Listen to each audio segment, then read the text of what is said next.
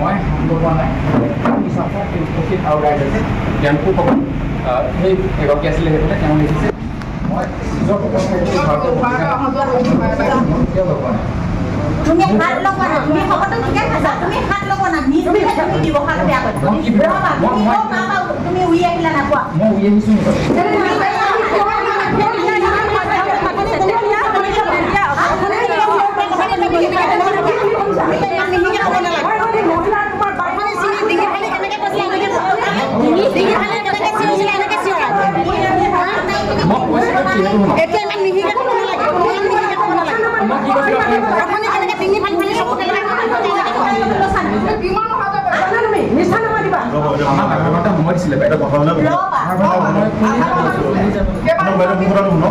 আপোনালোকে মাতিছে মই এখন একচেপ্ট কৰিছোঁ মই এজন এজনকৈ শুনো হুলস্থুল হ'লে সমাধানটো হ'ব জানো কওকচোন হুলস্থুল হ'লে একো নহ'ব ন লাহে লাহে বস্তুটো শুনি লওঁ এজন এজনকৈ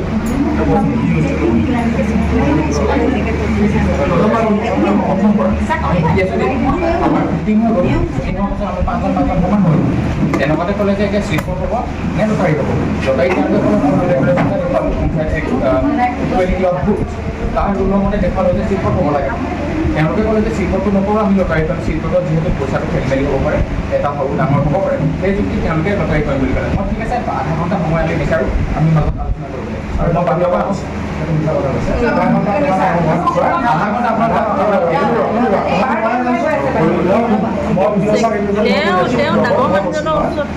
আমি প্ৰত্যেকটো কথাই 10জন মেম্বাৰ বহি আছে পাব্লিক কোনো নাছিলে তাত সোমোৱাৰ কাৰণে আছে তেতিয়া আমি প্ৰথম তেওঁলোকক মিটিংটো লোৱাৰ পিছত আমি চাই চাই ক'লে যে লটাৰীত তেনেকুৱা কৰাতকৈ কেনেবাকৈ মিটিং ওলাই সেই আধা ঘণ্টা টাইম ছাৰ পাৰ হ'ল পাৰ হোৱাৰ পিছত মই বোলো এতিয়াতো আপোনালোক আকৌ আহক তেখেতলোক বাহিৰলৈ ওলাই গৈছিল ওলাই গ'লে মই মাতি আনিলোঁ ধুনীয়াকৈ তেওঁ আহিলে বহিলোঁ বহাৰ পিছত আমি ক'লোঁ এতিয়াতো আপোনালোকক ইমানখন নাই হোৱা তেতিয়াহ'লে আমি নেক্সট পৰ্যায়ত আগবাঢ়োঁ আপোনালোকক সন্মুখতে আমি লটাৰী যাব মানে ছাৰ আছে ছাৰে ক'লে যে এতিয়া মই লটাৰী দিহে আগবাঢ়িব বিচাৰিছোঁ যে ইয়াত লটাৰীটো পৰিচালনা কৰিব পাৰে বিতুৰাজ সিং আমাৰ সচিব ডাঙৰীয়া এনেকৈ আমি তিনিজনে পৰিচালনা কৰিম আপোনালোকৰ সন্মুখত সেই বুলি ছাৰে কাম আৰম্ভ কৰিব লৈছে আৰম্ভ কৰা সময়ত তেওঁ মোক কৈছে যে ৰ'ব আপোনাৰ 5 মিনিটৰ পিছত আপোনাৰ ভিডিঅ'ৰ পৰা আপোনালৈ ফোন আহি আছে ভিডিঅ' ছাৰৰ পৰা আপোনালৈ ফোন আহি আছে আমি ফোন ইউজ কৰি মানে কাৰোবাক কিবা এটা কৈছে যে ভিডিঅ' ছাৰৰ 5 মিনিটৰ পিছত পাব্লিকৰ আগত মোলৈ কোনোবাই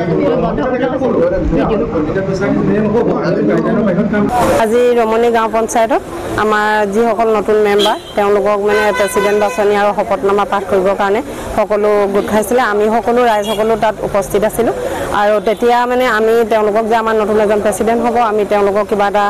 মানে আদৰণি জনাম আৰু তেনেস্থলত মানে আমাৰ ৰমণী পঞ্চায়তৰ 5 নম্বৰ ৱাৰ্ডৰ পিংকু মোহন তাৰ নাম পিংকু মোহনে মানে সি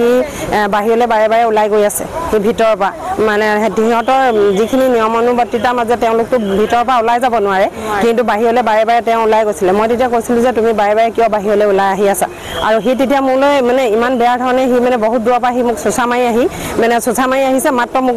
মানে গাত হাতখন লগাবলৈ বাকী আছে তাৰ মই মাকৰ তুল্য হয় কিন্তু সি যেতিয়া মই তাক ক'লোঁ তুমি তেতিয়াহ'লে ৰোৱা তুমি কাক চোচা মাৰি আহিছিলা বুলি কওঁতে সি মোক এনেকৈ হাতখন মাৰি দিছে মোক কিন্তু গাত লাগিছে তেতিয়া মানে সি মোক হাতখন মাৰি এনেকৈ মাৰি দিছে মোক গাত লাগিছে আৰু মই তেতিয়া মানে হেৰি কৰিলত সকলো গোট খালে আৰু গোট খোৱাৰ লগে লগে সি কিছুমান মানে অশ্লীল বাক্য কেইটামান কৈছে যিকেইটা বাক্য মই আপোনালোকক মিডিয়া যোগে মই নকওঁ আৰু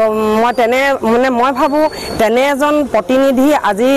শপতনামা পাঠ কৰিবলৈ নৌপাওঁতে যেতিয়া ৰাইজৰ ওপৰত এনেকুৱা অপদস্থ কৰে এনেকুৱা অপব্যৱহাৰ কৰিছে তেতিয়াহ'লে কাইলৈ যদি তেওঁলোকে কাৰ্যভাৰ লোৱাৰ পিছত আমাৰ মহিলাসকলক কি কৰিব আৰু আগৰ দিন নাই যে কংগ্ৰেছৰ দিনত যেনেকৈ মহিলা সুৰক্ষিত নাছিলে কিন্তু আজি তেওঁলোকে নিজৰ কাৰ্যভাৰ নোলোৱা সময়ত তেওঁলোকে কংগ্ৰেছে কাৰ্যভাৰ ল'বলৈ পোৱা নাই কিন্তু তেওঁলোকে নোলোৱাৰ আগত আমাৰ মহিলাসকলক তেওঁলোকে তেনেকুৱা ব্যৱহাৰ কৰিব নেকি আমি মহিলাসকল সুৰক্ষিত হ'ম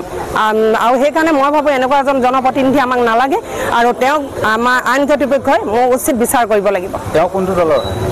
তেওঁ আমাৰ এতিয়া মেম্বাৰবিলাক সাধাৰণতে সকলো নিৰ্দলীয় হয় আৰু নিৰ্দলীয় হৈয়ে মেম্বাৰবিলাকক খেলাইছে নিৰ্দলীয় তেওঁ কিন্তু ৰিয়েল তেওঁ কংগ্ৰেছ সমৰ্থনৰ হয় আৰু সেইকাৰণে তেওঁ ভাবিছে আগৰ দিনৰ নিচিনাকৈ যেনেকৈ কংগ্ৰেছৰ দিনত নাৰী সুৰক্ষা নাছিলে নাৰীক মানে অপদস্থ কৰিছিলে অপব্যৱহাৰ কৰিছিলে আজিও তাৰমানে তেওঁলোকে সেইটো পৰ্যায়তে আছে তেওঁলোকে এইটো ভবা নাই যে নাৰীক সুৰক্ষা দিব লাগে বুলি আৰু এজাহাৰ দিলে নেকি মই থানাত এজাহাৰ দিছোঁ